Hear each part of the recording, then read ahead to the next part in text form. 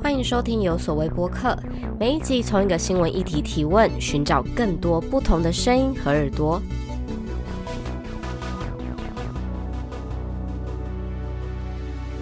大家好，欢迎收听有所谓播客，我是德国之声的记者，也是本集的节目主持人子欣。有所谓播客是德国之声中文网制作的中文 podcast 节目。在全球情势看似纷乱的时代，新闻仍在记录，我们对于各项议题的疑问都值得得到回应。有所谓播客希望借由每一集一个国际时事，找来当事者或者是对于议题有深刻了解的人来为我们进行回答。在今天的试播集里面，我们会提到中国近年来不断被批评透过多种管道威胁或者是镇压在海外的中国活动人士。今年5月，国际特赦组织发表了一份报告，标题叫做《在我的校园里，我感到害怕》。报告里面呢，总共采访了32个人，其中有12名香港人。那内容呢，描述了中国还有香港当局是怎么样在欧美国家进行跨境镇压那些曾经参与公民运动的中国留学生。除了直接和这些学生接触之外呢，中国官方还会骚扰他们在中国境内的家人，目的就是让他们感受到，无论你在哪里都没有办法逃脱中国监控系统的恐惧。不过在这背后当然不可忽略的就是中国对于整个网络平台的审查。过去我们很常说的一句话是网络无国界，那在这样的一个概念之下，是不是也就造成了中国现在在整个网络审查已经可以不受到国境的限制来实施了呢？那当时德国之声也专访到了一位化名行动者的旅欧中国留学生，分享有些在海外求学的中国人在参与了2022年底的白纸运动之后，中国监控留学生的管道其实很大一部分是来自通讯软体微信。那他的说法是说，当时呢其实有一部分的活动人士社群为了要扩大整个活动的传播力，用微信的群组来组织还有动员活动。当然除了微信之外，大家平常很常使用用来分享生活的 Instagram 还有 Facebook 其实也都有可能是中国官方监控的目标之一。今天呢，有所谓播客也邀请到了一位在1990年代出生，也就是我们大家很常说的90后。那他呢是曾经在欧洲组织白纸运动声援的中国行动者傅南，来跟我们分享他在海外组织白纸运动的经验，还有中国在过去几年是怎么透过数位还有科技手段在海内外实施网络审查。出于保护受访者的人身安全还有尊重他个人的意愿，这次的访问使用的并不是他的真实姓名，也避免透露他生活的国家以及相关背景。因为当时对我们来说，一个很重要的平台就是李文亮医生去世之后建立的，这个叫公民日报，或者叫这个Citizen Daily。那他们一开始是叫文宣中国嘛，现在叫公民日报。他们当时成立就是在李文亮医生去世之后。那当时我记得在年轻人当中，中国有一些年轻人当时在微信的短视频上还是抖音平台上拍了一个视频，来就把口罩上面写不能不明白，然后非常勇敢的一群年轻人，大家把它制作成视频，配上音乐在朋友圈里面传播。那后来呢，公民日报它成立之后，它建立了一个非常大的 Telegram 平台叫茶馆。那这个平台一开始可能只有3-5千人，那后来发展到2-3万人。那茶馆这个平台呢，它的理念叫做赛博移民，它的意思就是这个李文亮医生期间这种审查，他把大家的纪念的情绪，他把大家的这样一种氛围，他把所有人的这种良知全部都给审掉了，你只能看到互联网上白茫茫的一片。那现在呢，大家有些人会翻墙，有些人在海外那我们就正好香港运动当时正在如火如荼的进行，2020年的时候，那香港抗争者们广泛使用 Telegram 的这样一个行为，那也激发到了公民日报的创建者。那其中一些人就说，那不如你也建立这个 Telegram 平台吧，大家赛博移民，从微信移到 Telegram 上面，在 Telegram 上面大家可以聊政治聊时事，大家甚至可以组织一些行动。那么最早的一些很小的行动，我记得有2个，当时因为我人正好在国外，然后第一个行动是他们发起了中国公民声援香港的这样一个行动，就是我们会拿电子护照，就要拿我们的护照，然后拍一个封面，然后旁边写上这个我支持香港抗争者的这样一个话，那大家做成一个照片墙去传到公民日报的这个平台上。那第二个就是纪念李文亮1周年。那纪念李文亮1周年的时候呢，有一些小规模的自发性的聚集发生在海外。那我记得好像当时德国是有的，然后英国也是有的，美国也是有的。那这些虽然在当时看来可能都淹没在水花里，当时这些聚集或者这些悼念集会可能就3-5个人或者10个人左右，但是它真的是我觉得我们这波浪潮种下的这个种子。那同样的模式就是公民日报在2020年创立之后，它居然挺到了2022年，那2年，它的生命周期非常长。那在2022年的时候，在海外，最早我们这些人上街其实是四通桥10月17号，2022年10月17号那个前后，大家四通桥的横幅一打出来之后，因为我们很久没有看到这么响亮、这么直接的政治口号，再加上当时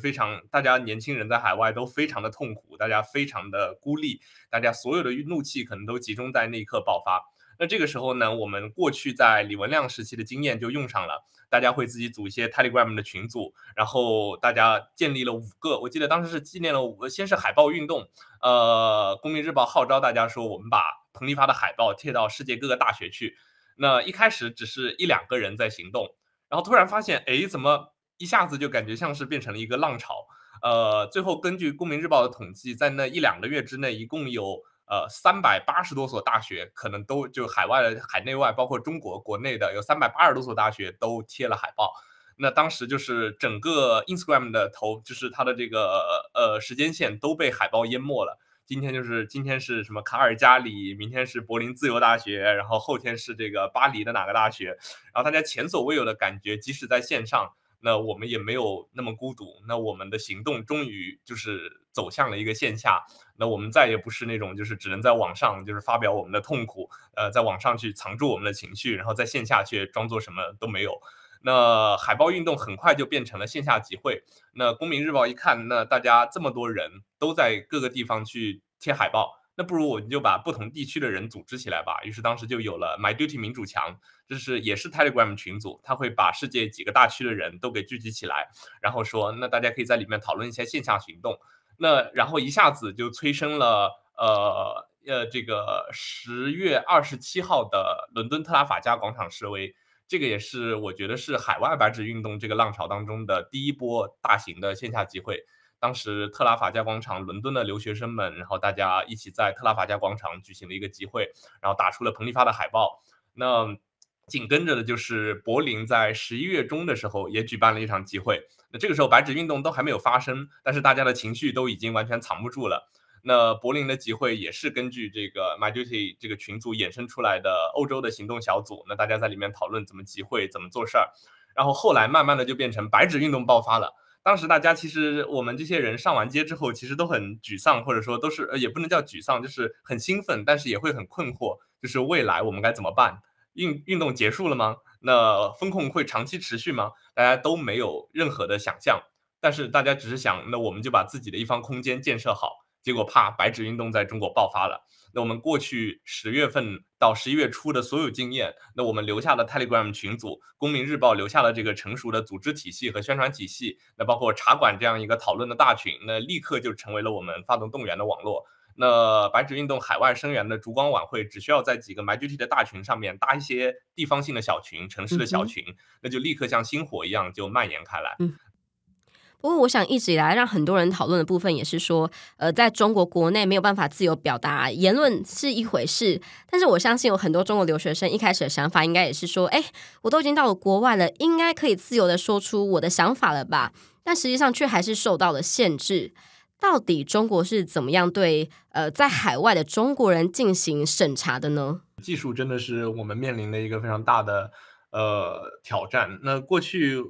我记得我在读一些老的报刊的时候，或者是00年初的文章的时候，那都会把互联网想象成一个突破国家的压制和审查，然后变得更加自由，让人们可以更加说话的这样一个工具。但实际上呢，我生活的时候，就我生活的整个人生经验，在中国，哪怕到现在在海外，整个就是审查的世界。互联网但在中国的普及本身就伴随着审查，那从最早的论坛审查到微博审查，再到现在的微信审查，到全方位的铺开的普及，以及2015年的时候要求所有人都要用实名去注册手机号，只有手机号才能注册所有的这样一个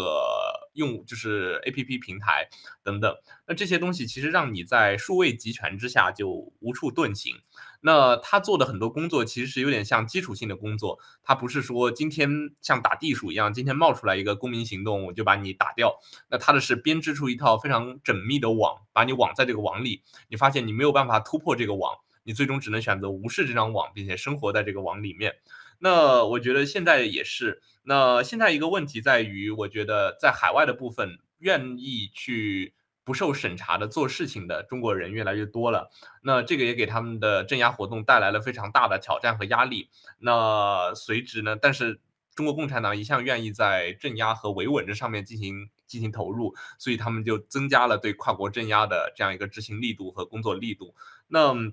我觉得他可能对，就是不是一种未雨绸缪，或者说不是一种剧烈的变化，而是它真的就是一直都在，只是过去大家温水煮青蛙一样都没有意识到这张网。那现在呢，这张网赫然的暴露在很多的中国人之前，那以及说世界也更加看到了中国的这样一种审查的途径和这样一种镇压或者维稳的途径。那这种曝光度才让大家意识到，哦，这里可能有一些巨大的问题。但是在中国，其实公民行动可能几年、5年、10年之前就已经非常非常难开展了。好，那我们讲到中国这几年来对于网络的审查，其实德国之声在今年6月也专访到了中国数字时代的创办人萧强。如果有人不知道的话，这个中国数字时代呢是一个中英文双语的新闻聚合网站。那其中的中文内容主要是涵盖了一些被中国的官方审查还有封锁的中文媒体，还有网络消息内容。那他也提到，中国政府的控制能力在整个新冠疫情的3年期间啊，其实外界已经看得非常的清楚。如果大家还是对于网络越发达，社会就会越自由这件事情抱着一个过度乐观的想象的话，其实反而是非常不切实际。那么我就很好奇了，按照这样子的想法的话，在中国政府现在这么样铺天盖地的监控审查，而且随之而来的还有对境内跟海外活动人士进行骚扰、镇压、威胁、制造恐惧这样子的背景之下，对于富南你来说，你对于中国不管是境内境外未来的社会运动又有什么样的想象呢？这个问题在我看来非常的有趣，因为它是一种对中国未来的想象。那我觉得白纸运动或者现在我们很多朋友会把现在这个时期叫做后白纸时代。那后白纸时代，我觉得一个特色就是当时我们因为愤怒而满脑子都是空白，我们因为愤怒，我们只能表达愤怒，这种愤怒就是那张白纸。那现在的状况是，大家开始沉静下来，从街头走回家，开始拿出笔在白纸上面去画画。这种时候，大家可能画的不是一个中国的未来会怎样，而是我们自己身边会怎样，我自己会怎样。那白纸运动是一场非常去中心化的自发聚集，那它也是所有人带有不同的目的临时的这样一个机会。那很多人，包括很多参与的青年朋友，大家对于宏大的抽象的国家叙事或者政治体制都已经厌倦了。因为在很多人的看来，这是非常讨论这些事情非常累、非常抽象，他对自己的生活可能毫无指导，但是沉溺于空谈当中。那对于我们来说，那现在很多时候一个重要的工作是建设好自己和自己身边的一方空间。那海外在白纸运动之后爆发了非常多的艺术团体、公民团体，那流散的这样一个行动小组，那其中有关注 LGBTQ 权益的，有关注妇女权益的，有关注泛民主议题的，有关注如何建立国际 international solidarity 的。那我们也更加的去接受在海外，我们也更加去接受流散这个概念，而非流亡。因为我们觉得就是本身生活在海外，过去可能大家都会把海外当成一个眺望中国的跳板，就很像当年在台湾的时候，我们在海湾要反攻大陆，那我们在台湾的生活到底算什么呢？所以现在海外的许多公民团体，或者我们称之为流散行动者社群，开始用流散这个概念，大家一半眺望着中国，但是一半也关注着脚下。我们在流散，那我们在自己的经验是亚裔移民，我们自己的经验是海外的行动者，但是我们也有中国的背景，那我们关注着中国发生的事情，那我们希望能够通过自组织、自己营造自己的空间，自己去推动关注政治和讨论政治、讨论公共活动的这样一些行动，那去推动这样一个就是过去被摧毁的海外的公民社会的建立吧。那我觉得很少有人，包括不仅是我自己，还是我身边的行动者的伙伴也好，大家很少去讨论10年、5年或者20年之后中国会是怎么样一个样子。那大部分人也对此不抱有一些积极的态度。那很多时候大家开玩笑就是啊，我觉得烂就一直烂着吧。但是我觉得现在大家的来源的动力就在于，无论中国变成什么样子，那我们都要为一个最好最坏的时间做准备。那我们需要努力的在暴风当中去制造一个暴风眼，那无数的暴风眼串起来，也许在未来新的时机、新的社会运动诞生的时候，那每个人都可以从我们这个已经营造出来的安全网里面走出来，那再次走上街头。那个时候可能就像今天香港行动者讨论的一样，保底之约，那大家像水一样来了又走，那水会最终会流到很多的地方，但总有一天水又会重新汇集起来，那走向大家想象中的那个愿景吧。今天真的非常感谢富南的分享。我想，对于生活在拥有言论自由的地方，我们很难想象有一群人是要冒着失去人身自由，或者是永远回不了家的想法来发声。那么说，北京其实对于跨国镇压或者是人权方面的指控，一向都是予以反驳。那么今年5月呢，中国外交部也曾经对这个国际特赦组织的报告来进行回应。那当时他们是批评这份报告纯粹是这个恶意的诽谤。不过我们还是看到，就是尽管中国对于言论的控制始终没有松绑，不过35年前的6·4到2年前的白纸运动，都还是展现出当人民对于政府或者是当权者不满的时候，不管你抓得多紧，总是会有人不顾代价站出来要求改变。以上就是本集的有所谓播客，我是节目主持人子欣。如果你喜欢我们的节目的话，欢迎订阅、按赞、分享德国之声中文网的 YouTube 频道。感谢你的收看，我们下次再见，拜拜。